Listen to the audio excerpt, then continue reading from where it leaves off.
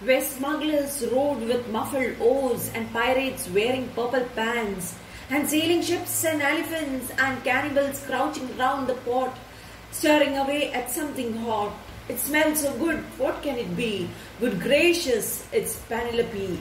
The younger ones had Beatrix Potter with Mr. Todd the dirty rotter, and Squirrel Nutkin Pigling Bland, and Mrs. Tiggy Winkle, and just how the camel got his hum, and how the monkey lost his rump. And Mr. Todd, and bless my soul, there's Mr. Rat and Mr. Mole. Oh books, what books they used to know, those children living long ago. So please, oh please, we beg, we pray, go throw your TV set away.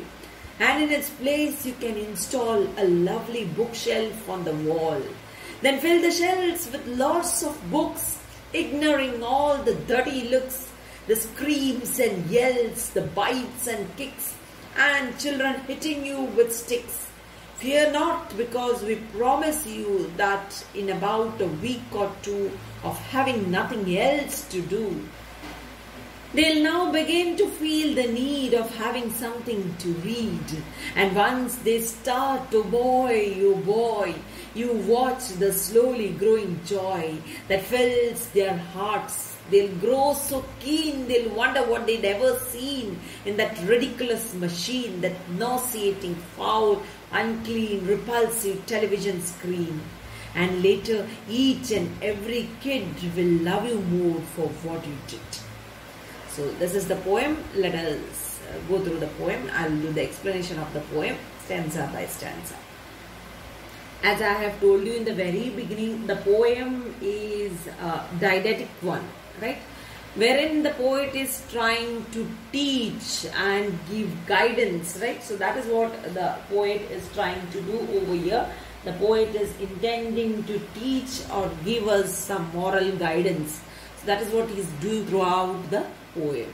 So you won't find any particular style, poetic devices and all. There are some, very few poetic devices shown in this particular poem.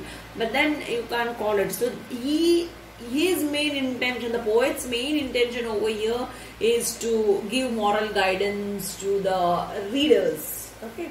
So that is what he is doing in this poem. So let us begin with the first line of the poem.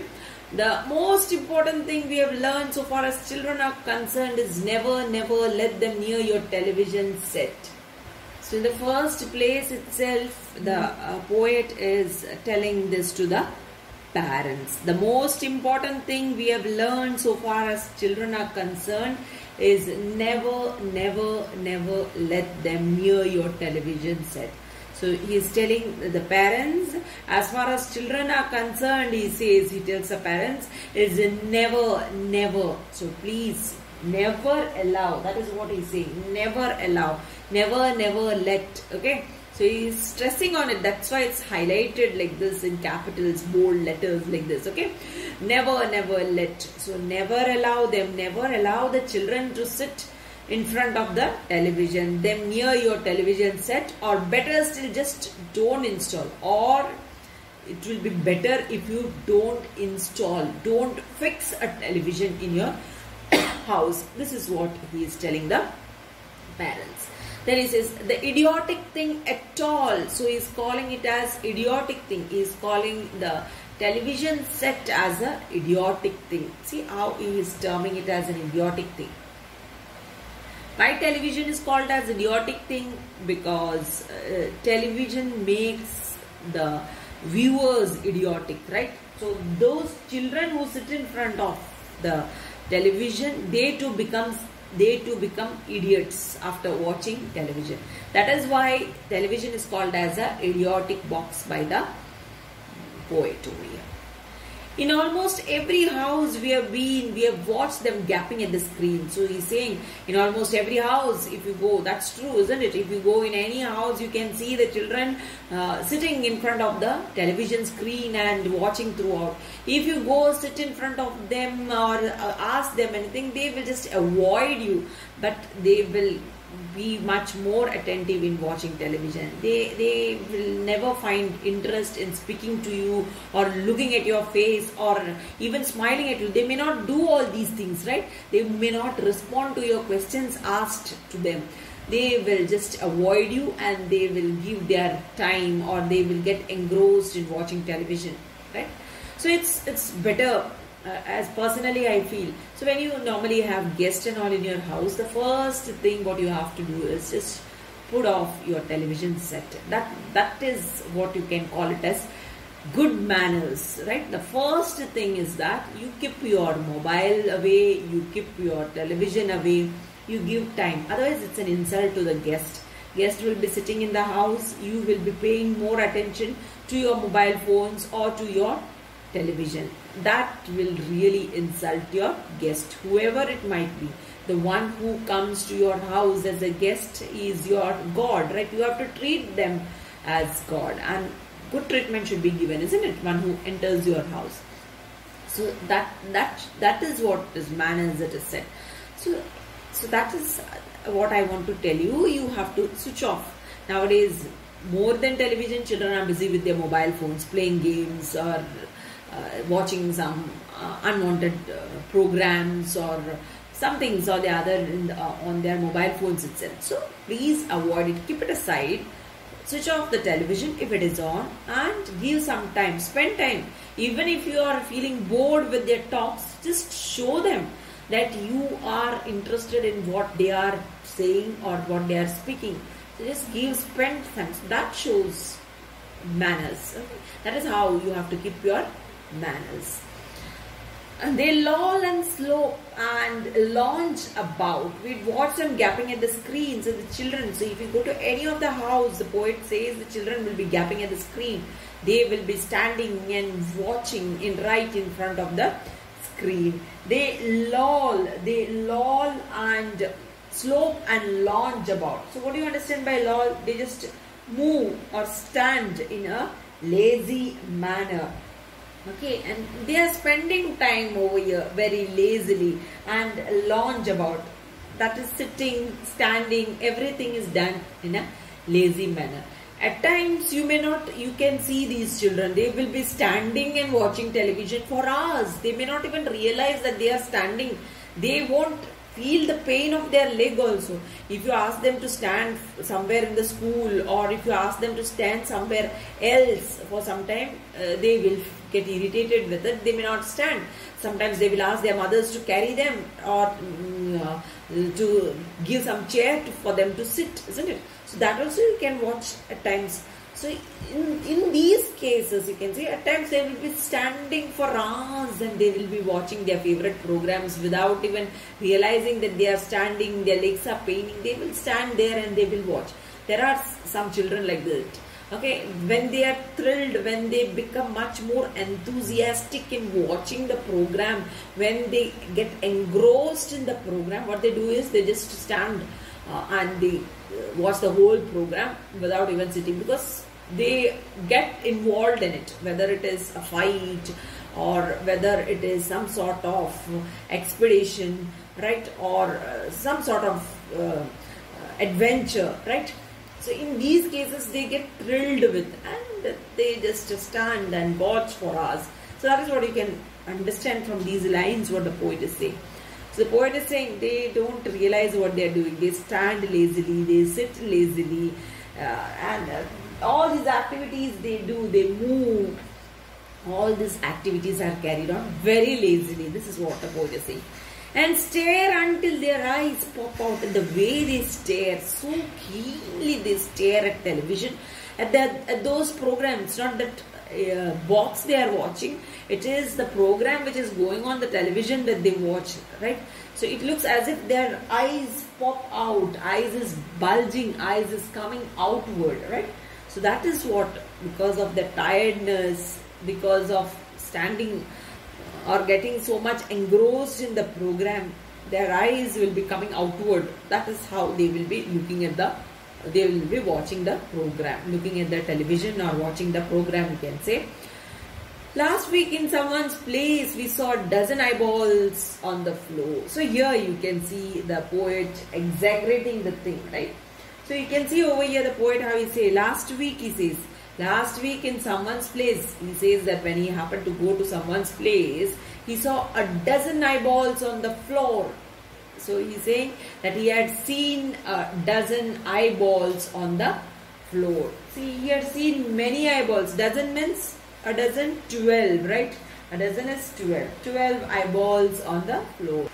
So this is the metaphor used by the poet over here. A dozen eyeballs over here. We saw a dozen eyeballs on the floor. So it's the traditional metaphor used in this part of the poem. They sit and stare and stare and sit. So this is what the children do. They keep on staring. They sit, they stare and then they sit. So they keep on doing it until they are hypnotized by it. So what do you understand by hypnotized? So you get highly influenced and you are totally controlled by the television. So that is what. So you get influenced by it and you are controlled by it. Hypnotism you might have heard about, isn't it? Wherein a person is made to concentrate on a particular thing and then the one who is saying it controls the person's mind, right? So same way over here, the child's mind is controlled by the television. That is what the poet is trying to focus over here. Until they are hypnotized, the child's mind is controlled by the program or by the activities, whatever is going on the television.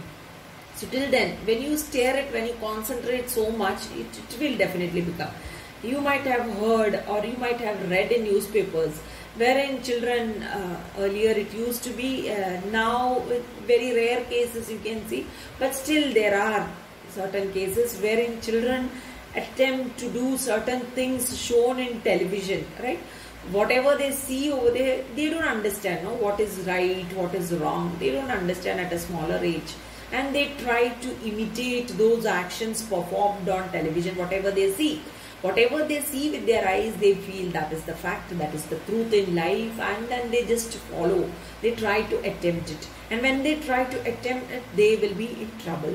So at times you might have heard this or you might have read it in papers and all, where children might have made some sort of attempt. Okay, you might be knowing about those Superman and all, isn't it? You might have heard about it, Superman and all. You can see these characters, how they behave. They just turn and twist themselves and in a whirl they just get vanished, right? So these type of attempts, so children might think that it is possible if they stand at a higher place and if they do perform this action, they will be able to fly or something like that. Okay, so when they attempt to do such things, they get hurt. Okay, at times they get hurt. They might break their legs, they might break their hands when they attempt doing these type of real things in real life. So these are all real things.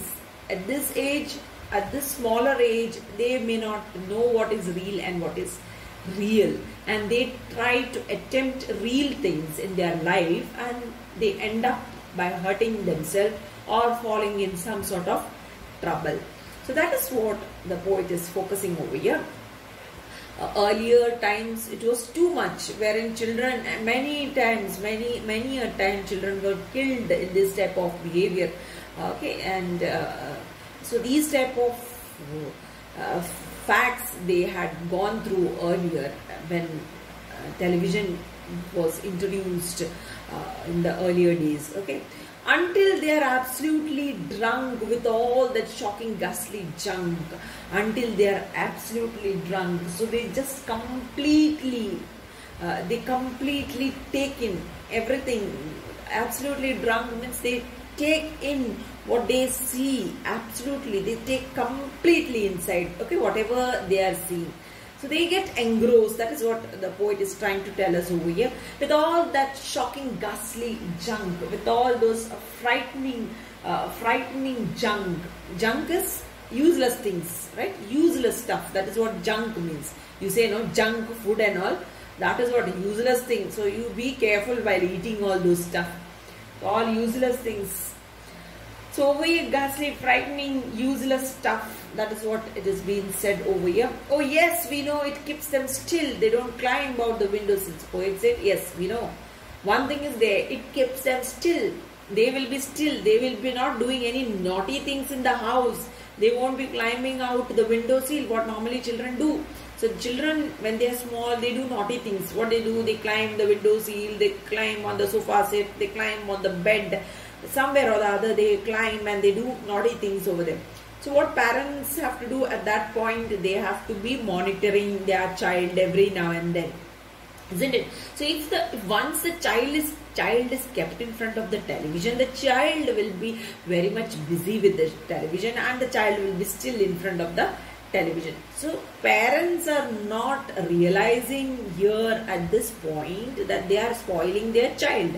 But here what happens is that parents are getting some sort of relaxation. So in this manner, the parent is spoiling the child, but at that point, parent is getting some sort of relaxation. What type of relaxation the parent is getting, you can see over here. They never fight or kick or punch. So if there are 2 or 3 children, they won't fight. They won't kick each other or they won't punch. Punch is boxing, right? They don't do this, right? Kicking, punching or fighting with each other. So they will avoid all these things what normally children do. They leave you free to cook the lunch. So what they do? So there is no need for mothers to interfere in this matter or fathers to interfere in these matters of fight, kick, punch, climbing the window sill, all this stuff. Because they will be busy in front of television and they will allow parents, mothers to cook their food. Mothers will be coolly cooking their food without any disturbance caused by the children, because children are watching television and they are not disturbing them. And wash the dishes in the sink. So mother will be performing all her activities like this. But did you ever stop to think? This is what the poet is asking. But did you ever in your life stop to think about it, to wonder just exactly what this does to your beloved thought? Have you ever stopped for some time and have you ever thought how much you are spoiling your child, how much these things are going to spoil your beloved child? See, purposely no mother, no father will spoil their child, isn't it? Nobody. But the poet is reminding this. Unknowingly this is happening over here because parents want to finish off their cooking work. They want to finish off washing their dishes, isn't it? All these things they have to do. So they don't want the child to disturb them in all these situations. So they keep the child busy in front of the television. Unknowingly they are spoiling the child. That is what the poet is telling over here. That is what you can see, a moral guidance what the poet is giving over here. So at times we may not think at a higher area, right? So towards beyond a limitation we don't think at times, right? So at that point, whatever we feel comfortable, we think only that much, isn't it? We don't think further. So that is what the poet is trying to focus over here and reminding the parents that what you are doing at this present for a little relaxation is going to spoil your child for forever. That is what the poet is telling the parents. So it rots the sense in the head. It kills imagination dead. That is why these words are highlighted. You can see it's written in bold letters. It rots. It is rotting. It is going to spoil the sense in the head of the child. It is going to kill the imagination dead. So the imagination quality what the child is having right from childhood. What is imagination? Child will be thinking. See, if real things if you show the child, if you show a crow to the child will be looking at the crow and will be thinking about the crow, how it is flying in the air, why the crow is flying in the air, why we human beings are not flying in the air. These type of thoughts will arise in the child. Why the tree is moving, whether the tree is living or dead. If it is dead, why it is moving and why it is not moving like us, like human being. So these type of thoughts will arise. These are imagination what the child can think, isn't it? Why the sky is blue and why the water is looking blue. What is happening over there? Why the water looks blue? When there are no trees, and where there are trees, why the water is looking green. So these type of thought arises in a child's mind only if the child is taken in the nature, in the environment, and shown this type of things. Wherein if the child is getting engaged in front of television, child is not going to think about all these type of situations. So there will be no imagination at all in the child. That is what the poet is saying. So this television is killing the imagination. Child is not getting a chance to think about anything else, isn't it? Child is seeing the program and he is just believing that whatever is shown over there is true. That is what it is. Real life is this, right? So that is what the child believes. And when this child grows up, same thing the child is going to carry along with him or her. The child is going to carry the same stuff, whatever he or she sees. That is why you can see in today's life there are so many divorce cases, because they feel whatever they see in film, movies, whatever they see in the serials and all, life is something like that, isn't it? So these type of things affects you throughout in your life, affects human being throughout in your life. So for entertainment's sake, if you are sitting in front of television, you watch some news channel, something which is a reality show, something like that, isn't it? Instead of watching unreal, whatever is not real, right? So if you watch these type of things, this is going to just stop you from imagination. This is what the poet is trying to say. Now everybody likes to watch television and everybody wants to watch. I'm not saying that you should not watch, you should watch. But you have to keep this in mind while watching television. So while watching television, if you spend time in all those real things, this is what is going to happen to you, to each and every human being. So whatever parents, some of the parents might be asking you not to do so, isn't it? Some parents who are well versed in these fields, they will always tell their children not to watch television. They will always give such advice. So you have to listen to your parents. They are telling only because of this, only because of this. It is going to spoil your imagination. You will not be able to think any further. Imagination, thoughts will be stopped. So there will be a full stop in front of thoughts. You won't be able to think at a higher range. That is what the poet is trying to focus over here. The remaining part of the lesson I will continue in the next class. Till then, thank you very much.